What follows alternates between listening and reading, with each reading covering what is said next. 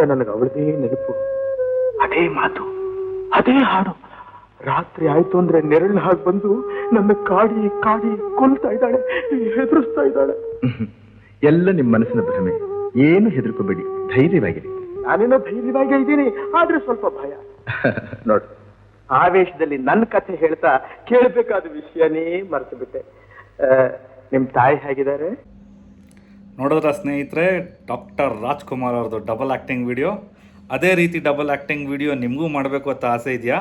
ಬನ್ನಿ, ಹೇಗೆ ಮಾಡೋದು ಅಂತ ತೋರಿಸ್ತೀನಿ ಈ ವಿಡಿಯೋದಲ್ಲಿ. ನೋಡಿ, ಈ ರೀತಿ ಫಸ್ಟು ನಿಮ್ಮ ಒಂದು ಕ್ಯಾಮ್ರಾನ ಒಂದು ಟ್ರೈಪಾಡ್ಗೆ ಸಿಗಿಸ್ಬಿಟ್ಟು ಒಂದು ಫ್ರೇಮ್ನ ಫಿಕ್ಸ್ ಮಾಡ್ಕೊಂಬಿಡಿ. ಸಿನ್ಸ್ ನೀವು ಇವಾಗ ಇನ್ನೂ ಕಲಿತಾ ಇದ್ದೀರಾ, ಆ ಕಾರಣಕ್ಕೆ ನಿಮಗೆ ಈಸಿ ಆಗಲಿ ಅಂತ ಅಂದ್ಬಿಟ್ಟು ಯಾವ ರೀತಿ ಫ್ರೇಮ್ ಸೆಟ್ ಮಾಡಬೇಕು ಅಂತ ಅಂದ್ರೆ, ಮಧ್ಯದಲ್ಲಿ ಒಂದೇನೊಂದು ಮಾರ್ಕಿಂಗ್ ಇರಬೇಕು. ಇಲ್ಲಿ ನಾನು ಫ್ರೇಮ್ನ ಸಪರೇಟ್ ಮಾಡೋದಕ್ಕೆ ಅಂತ ಅಂದ್ಬಿಟ್ಟು ನೋಡಿ, ಈ ಗೋಡೆ ಇದೆಯಲ್ಲ, ಈ ಗೋಡೆನ ಮಾರ್ಕಿಂಗ್ ಅದ ತಗೊಂತಾ ಇದ್ದೀನಿ. ಈ ಗೋಡೆಯಿಂದ ಇದ್ ಕಡೆಗೆ ಹಾಫ್ ಆಫ್ ದಿ ಫ್ರೇಮು, ಈ ಗೋಡೆಯಿಂದ ಹತ್ ಕಡೆಗೆ in half of the frame. So double acting 2 characters ಅಂದ್ರೆ ಡಬಲ್ ಆಕ್ಟಿಂಗ್ ಮಾಡುವಂತ ಒಂದು ವಿಡಿಯೋ ರೆಕಾರ್ಡಿಂಗ್ ಮಾಡುವಾಗ ಈ ಲೈನ್ ಇಂದ ಇದ್ ಕಡೆಗೆ ಒಂದ್ ಕ್ಯಾರೆಕ್ಟರ್ ನಿಂತ್ಕೊಳ್ಳುತ್ತೆ, ಈ ಲೈನ್ ಇಂದ ಹತ್ ಕಡೆಗೆ ಇನ್ನೊಂದು ಕ್ಯಾರೆಕ್ಟರ್ ನಿಂತ್ಕೊಳ್ಳುತ್ತೆ. ಆಯ್ತಾ? ಸೊ ಎರಡೂ ಕಡೆ ಕ್ಯಾರೆಕ್ಟರ್ಗಳದ್ದು ನಿಮ್ದು ಏನಿದೆ ಆ ಸೈಡ್ ಅಲ್ಲಿ ನಿಂತ್ಕೊಂಡೆ ನೀವು ಆಕ್ಟಿಂಗ್ ಮಾಡ್ಬೇಕು.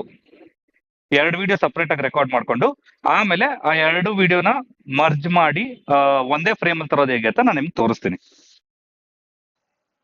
ನಿಮ್ಮ ಮೊಬೈಲ್ ಫೋನ್ ತಗೊಂಡು ಅದರಲ್ಲಿ ನಿಮ್ಮ ಆ್ಯಪ್ ಸ್ಟೋರ್ಗೆ ಹೋಗಿ, ಆ್ಯಪ್ ಸ್ಟೋರಲ್ಲಿ ಇನ್ ಶಾರ್ಟ್ ಅನ್ನೋ ಅಪ್ಲಿಕೇಶನ್ನ ಸರ್ಚ್ ಮಾಡಿ,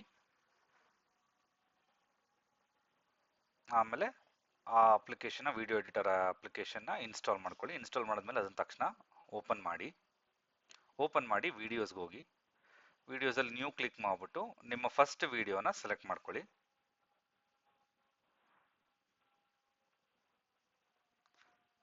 ಆಮೇಲೆ ಆಡಿಯೋಗೆ ಹೋಗಿ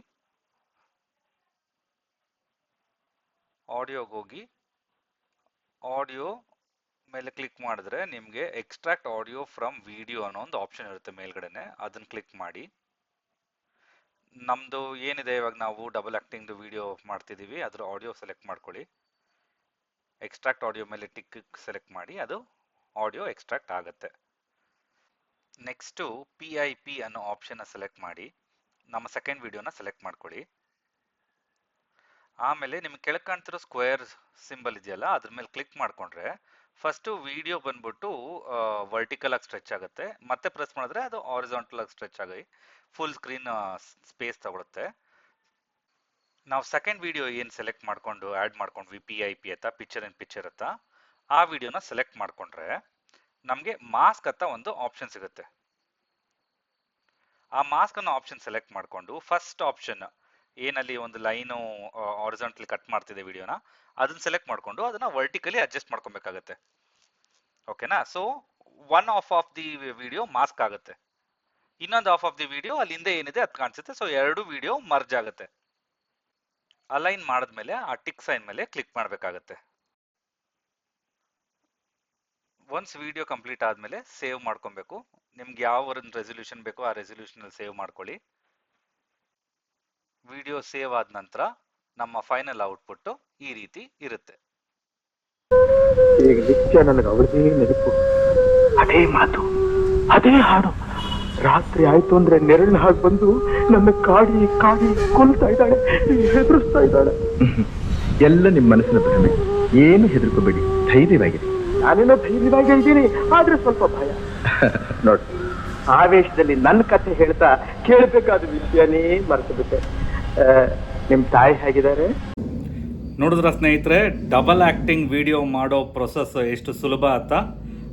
ನಿಮಗೆ ಈ ರೀತಿ ಡಬಲ್ ಆ್ಯಕ್ಟಿಂಗ್ ವಿಡಿಯೋ ಮಾಡೋದ್ರಲ್ಲಿ ಇನ್ನೂ ಏನಾದರೂ ಡೌಟ್ಸ್ ಇತ್ತು ಅಂತಂದರೆ ದಯವಿಟ್ಟು ನನಗೆ ಕಮೆಂಟ್ ಮಾಡಿ, ನಾನು ಖಂಡಿತ ನಿಮಗೆ ರಿಪ್ಲೈ ಮಾಡಿ ಆ ಡೌಟ್ನ ಕ್ಲಾರಿಫೈ ಮಾಡೋ ಪ್ರಯತ್ನ ಮಾಡ್ತೀನಿ. ನಿಮಗೆ ಈ ವಿಡಿಯೋಯಿಂದ ಏನಾದರೂ ಕಲಿಯೋ ಅವಕಾಶ ಸಿಕ್ಕಿದರೆ ದಯವಿಟ್ಟು ನನ್ನ ಚಾನಲ್ಗೆ ಸಬ್ಸ್ಕ್ರೈಬ್ ಆಗಿ, ಲೈಕ್ ಮಾಡಿ, ಹಾಗೆ ಶೇರ್ ಮಾಡಿ ಅಂತ ಕೇಳ್ಕೊತೀನಿ.